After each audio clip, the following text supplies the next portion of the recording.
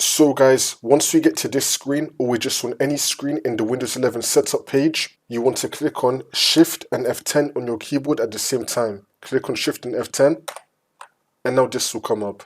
You want to type in ncpa.cpl, click on Enter. If your network adapter comes up here, you want to right click on it, and then click on Disable, which will now disable your network adapter. And now we're going to close out of this. Next, we're going to type in oobe/bypass NRO and then click on Enter. It's now going to skip all of that, wait for this to load, and now this will come up. You can just continue with the Windows 11 setup.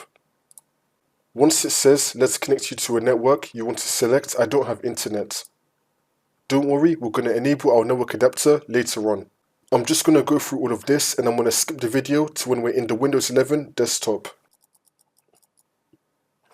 And now once you're on Windows 11, to enable your internet, you want to go to search and type in ncpa.cpl. Click on it. You want to find your network adapter, right click on it, and then click on enable. That's how you do it.